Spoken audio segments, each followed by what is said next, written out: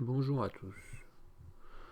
Aujourd'hui, on va s'intéresser au plus-valutionnisme. Qu'est-ce que c'est le plus-valutionnisme? Eh bien, vous voyez que à l'origine, on est tous identiques finalement. Quand on est bébé, on est tous les mêmes. Okay, on sait rien, on comprend rien, on parle aucune langue, ni rien. Et puis ensuite, on va grandir. Au fur et à mesure qu'on grandit, on va aller à l'école, on va lire des livres, on va apprendre des choses, etc.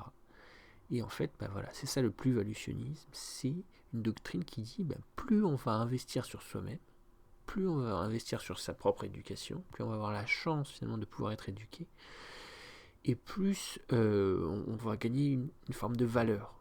De sorte que finalement il peut exister une hiérarchie entre les humains, mais qui n'est pas innée, mais qui est acquise. Voilà, les humains qui investissent le plus en eux-mêmes, c'est eux qui vont avoir le plus de valeur, tout simplement.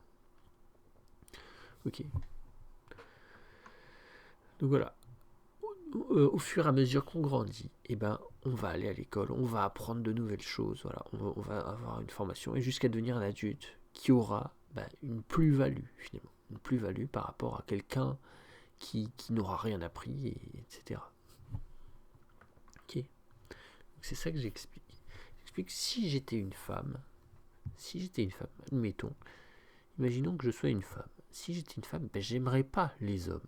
Pourquoi j'aimerais pas les hommes?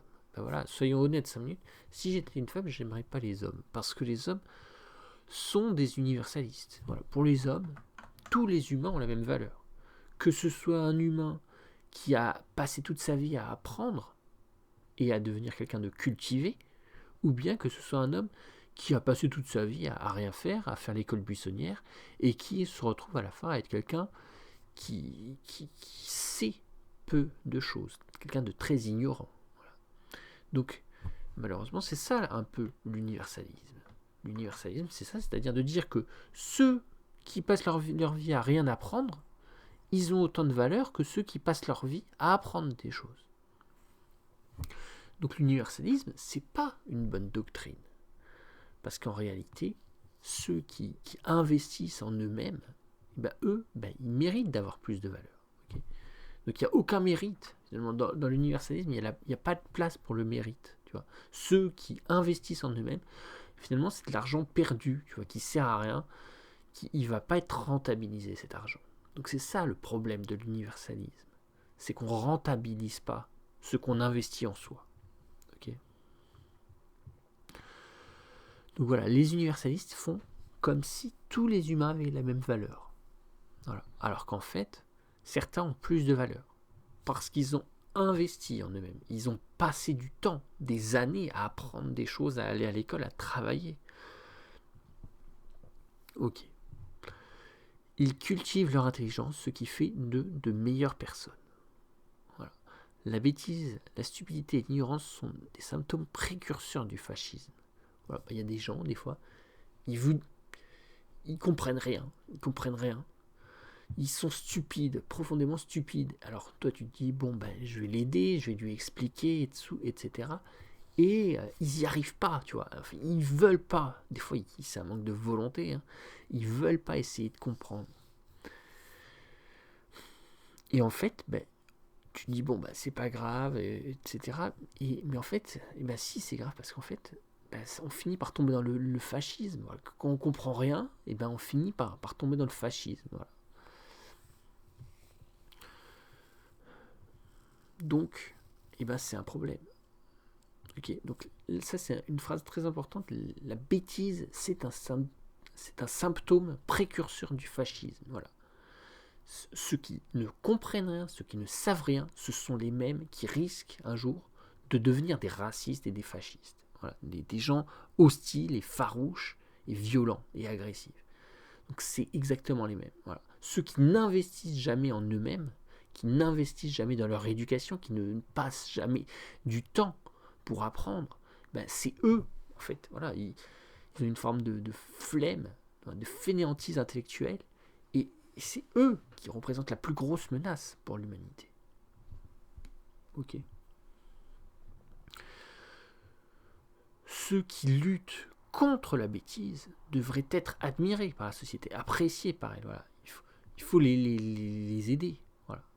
Leur donner du pouvoir, pas des privilèges, leur donner du pouvoir, voilà, tout simplement. Donc un peu plus d'argent, voilà, parce que alors ils ont parfois un meilleur métier, etc. Donc ils ont peut-être déjà un peu plus d'argent, mais pas toujours. Donc voilà, comprendre qu'en fait il existe une idéologie opposée à l'universalisme. L'universalisme c'est bien, mais il existe une idéologie opposée qui est très bien aussi, qu'on va appeler le plus-valutionnisme. Voilà, créer une plus-value. Voilà. Donc c'est ça que si j'étais une femme, admettons, on revient à la phrase du début, c'est si j'étais une femme, et ben je me dirais, ben voilà, j'aime le plus-valutionnisme, j'aime que ceux qui investissent en eux-mêmes, ceux qui passent des heures et des années à apprendre, ben eux, ils soient glorifiés, voilà, admirés par la société. Voilà. Donc c'est ça en fait. On dit parfois que les femmes sont misandres, qu'elles n'aiment pas les hommes, qu'elles n'aiment pas les garçons.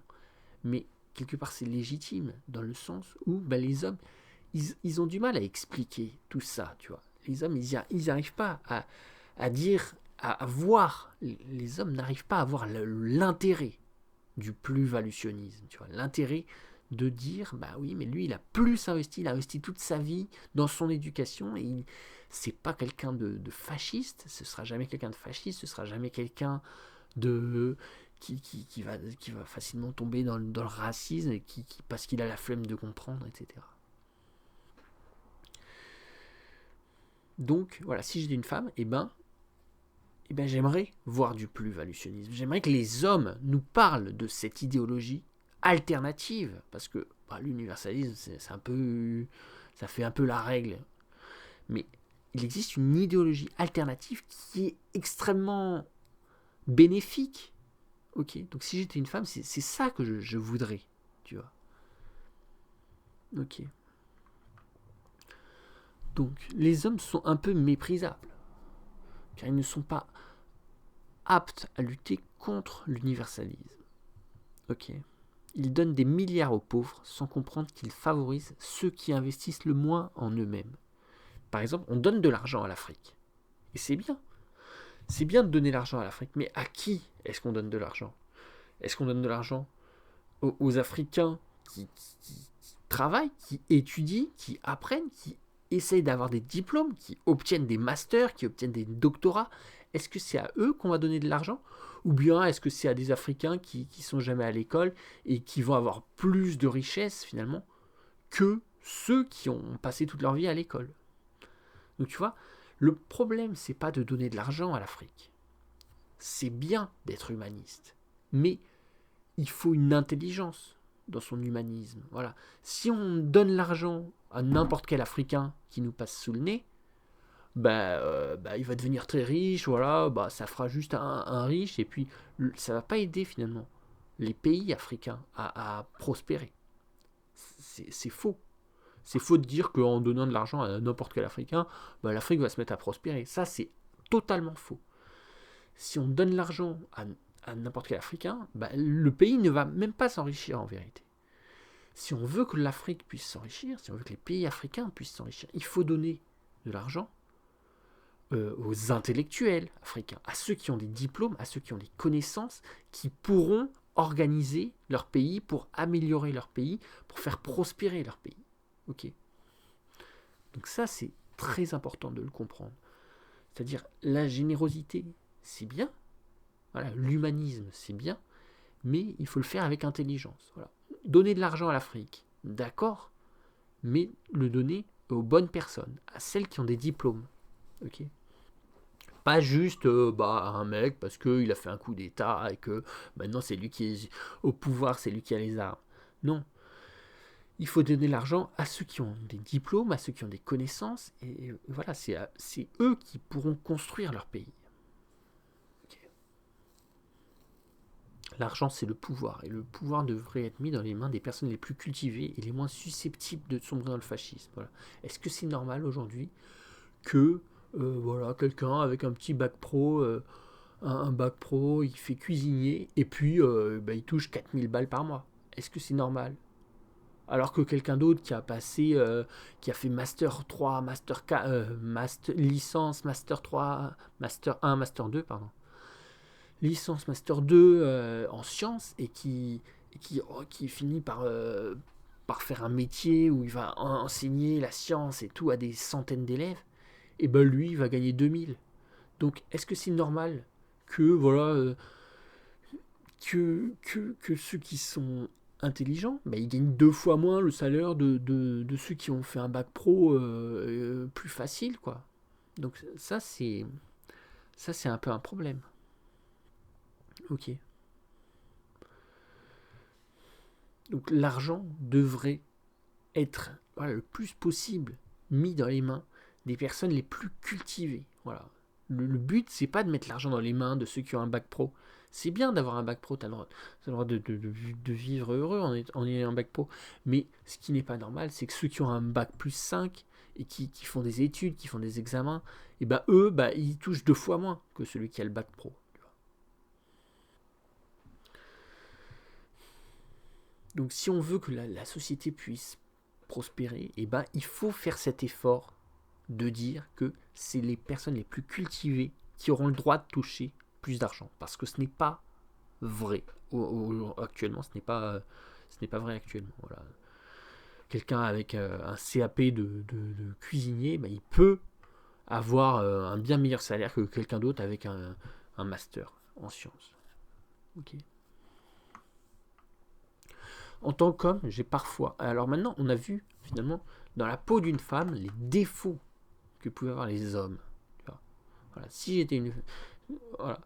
Donc on a vu les défauts des hommes. Les défauts des hommes, c'est de trop aimer l'universalisme et de pas assez aimer, voilà, le plus-value, de pas assez récompenser ceux qui investissent en eux-mêmes, qui apprennent des choses, voilà, qui développent leur esprit. Donc là, ça, c'est les défauts des hommes. Et maintenant, on va voir les défauts des femmes. Parce que oui, les femmes aussi ont des défauts. Les défauts des femmes en tant qu'homme, j'ai parfois du mal à apprécier les femmes parce qu'elles se dispersent trop. Voilà, elles se dispersent trop. Donc là, admettons, il y a Athéna. Là, à droite, il y a Aphrodite. À gauche, on va avoir Thémis, la déesse de la justice. Et à droite, on va avoir Héphaïstos. Donc, un homme, en fait, il est au milieu. Et puis l'homme, il va se dire, moi, je vais à gauche, en haut à gauche. Voilà. J'aime Athéna et puis c'est tout. Ou bien, un homme, il va se dire, moi, je vais en haut à droite. J'aime Aphrodite et puis c'est tout. Donc voilà, je vais soigner mon apparence, je vais faire des coupes de cheveux, je vais me mettre du parfum, je vais séduire les femmes, etc. Et il va rester dans une seule case, tu vois, toute sa vie, finalement. Et du coup, il va se spécialiser, il va se perfectionner un maximum. Donc c'est ça, finalement, la façon de faire des hommes. C'est de dire, moi, hop, je vais être forgeron, je vais devenir ingénieur, je vais travailler à construire des ponts, voilà, toute ma vie, je vais être ingénieur, je vais faire de l'ingénierie mécanique, machin, voilà. Donc je vais être là, dans la case en bas à droite, au niveau des Phaistos, là, je vais être capable de créer des choses avec mes mains, voilà.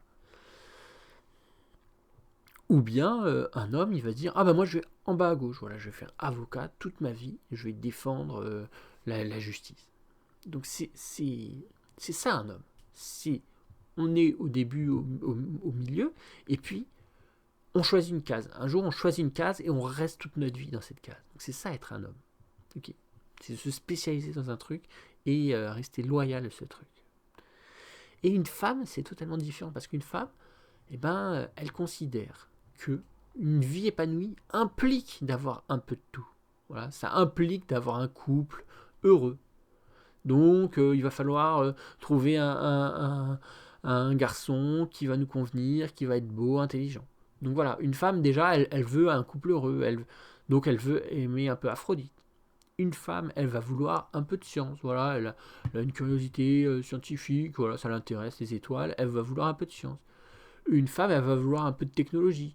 Elle va dire, ce serait bien de faire des trucs technologiques. et elle va vouloir de la justice. Donc en fait, une femme va vouloir de tout. Elle va être exigeante.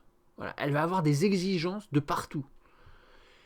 Et du coup, en fait, elle va se disperser. Et du coup, elle va perdre en talent. Voilà, elle va perdre en talent, tout simplement. Ok. Donc c'est ça que j'explique ici, c'est-à-dire un homme, c'est quelqu'un qui ne chérit que un dieu ou une déesse. Il se consacre entièrement à elle. Par exemple, il va aimer Athéna, et il va aimer la science et la stratégie. Donc c'est ça la puissance des hommes, la force masculine, c'est ça. C'est se concentrer sur un seul objectif, voilà, sur un seul domaine, sur une seule discipline. Voilà. Si je choisis la science, eh ben je reste toute ma vie loyal et fidèle à la science. Si je choisis la technologie, je reste loyal et fidèle toute ma vie à la technologie. Par exemple, Elon Musk, eh ben, il a dit, moi, je vais être ingénieur. Et hop, voilà, il fait de l'informatique, il fait des fusées. Donc voilà, toute sa vie, il reste en bas à droite, Elon Musk. Magnus Carlsen, il dit, moi, j'ai aimé les échecs. Donc toute sa vie, il reste en haut à gauche. Il dit, moi, j'aime que les échecs, donc j'aime la stratégie, et puis c'est tout, point final. Donc Magnus Carlsen, il reste toute sa vie en haut à gauche. Voilà, après, un avocat, il va rester toute sa vie en bas à gauche. Donc vous voyez que c'est ça la force des hommes. Pourquoi Magnus Carlsen est si fort ?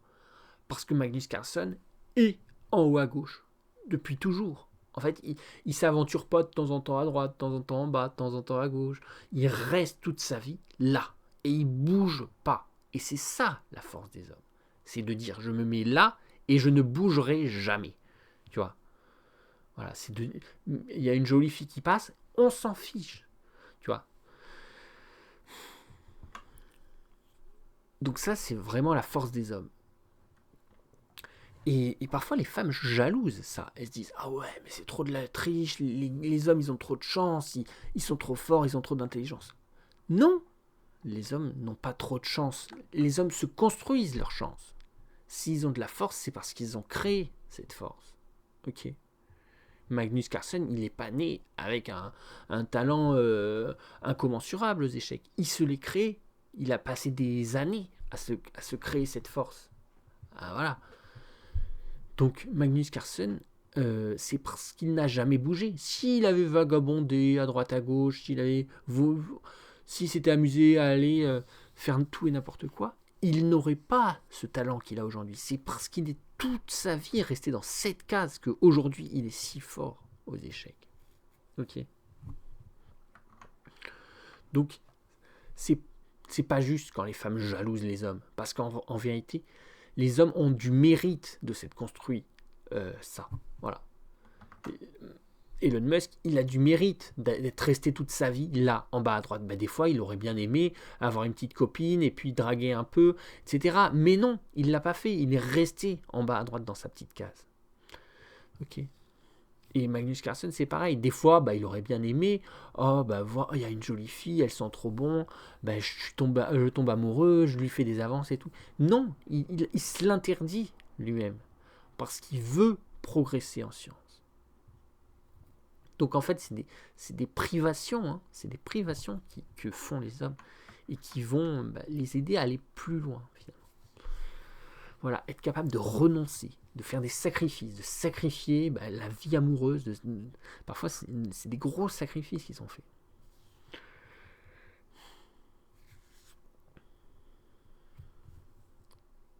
Obéir docilement à Athéna, voilà une existence pleine de sens, voilà une façon de mener une vie complète, heureuse, épanouie. Voilà.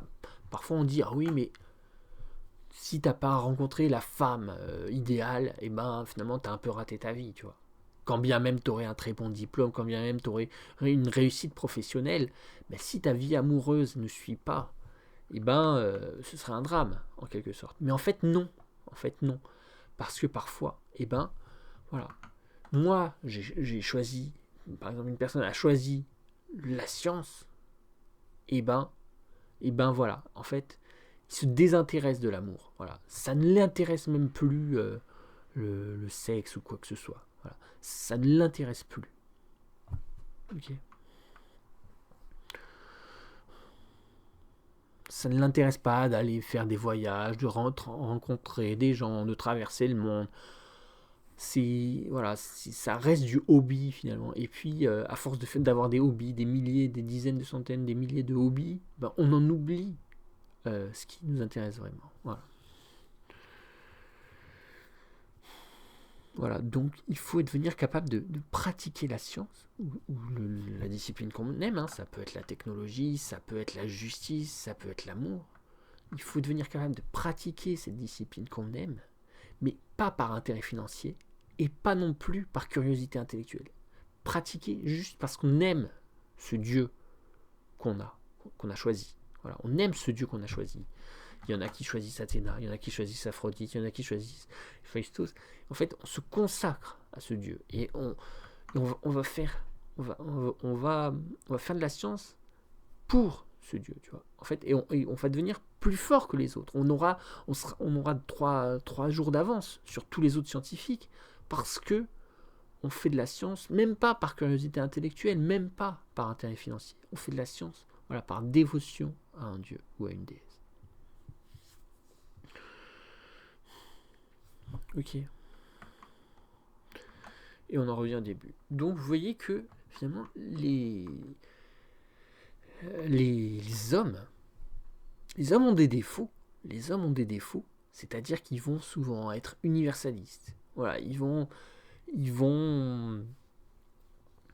dire voilà, tous les hommes ont autant de valeur, même ceux qui investissent en eux-mêmes, même ceux qui n'investissent pas en eux-mêmes. Ils ont autant de valeur. Et ça, c'est injuste. Ça, c'est très, très injuste. Ok, du point de vue de la justice, du point de vue de Thémis. Oh là, pardon. C'est injuste. Ceux qui investissent des années à s'instruire, à s'éduquer et à apprendre des choses, leur vie a autant de valeur que ceux qui ont rien fait dans leur vie finalement. Ceux qui n'ont pas passé tout ce temps, ceux qui se sont amusés toute la vie, qui ont pris ça à la légère et qui n'ont jamais vraiment fait en sorte que la vie leur vie ait un but ou un sens précis. Donc ça, c'est le défaut des hommes. C'est d'être trop universaliste et pas assez plus-valutionniste. Ok. Et les femmes aussi ont des défauts. Et le défaut des femmes, c'est de jalouser les hommes. Comme si que les hommes avaient des dons qui leur tombaient du ciel. C'est faux. Voilà, les dons qu'ont les hommes, et ben c'est parce qu'ils se les sont créés. Alors certes, ils ont parfois un peu voilà, la testostérone qui peut aider pour la force musculaire ou quoi. Mais en vérité, les hommes se choisissent une case et restent toute leur vie dans cette case. Et c'est ça qui va les rendre si forts. Tu vois. Et les femmes pourraient faire la même chose. Hein. Donc voilà. J'espère du coup qu'il y aura moins de sexisme, hein. Moins de gens qui vont dire ah oui mais la misandrie c'est normal, c'est légitime, ou d'autres qui vont dire ah oui mais la misogynie c'est normal, c'est légitime. Moi je suis contre toutes les formes de sexisme et c'est ça que j'essaye de vous dire dans cette vidéo. C'est-à-dire je suis contre le sexisme contre les hommes et je suis contre le sexisme contre les femmes.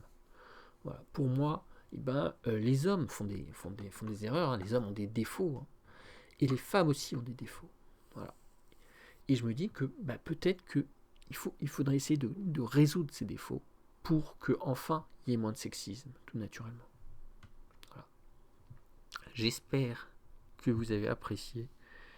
N'hésitez pas à vous abonner, à mettre un pouce en l'air, à écrire un commentaire. Voilà, si vous avez des questions, quoi que ce soit, voilà. Ou même si en fait il y a des sujets qui vous intéressent, auxquels j'aurais pas pensé et que vous voudriez que j'en parle, voilà, parce que vous êtes curieux d'avoir mon opinion sur un sujet précis, dites-le moi. Vous me dites quel sujet vous intéresse et j'essaierai de voir si je suis d'accord et qu'il y a quelque chose à dire ou quoi que ce soit. Voilà, Voilà. Ou alors, je pourrais soit vous répondre en commentaire, soit carrément faire une vidéo pour expliquer justement mon opinion sur certaines choses, voilà, si ça peut vous intéresser. J'espère que vous avez apprécié et je vous dis à la prochaine. Salut!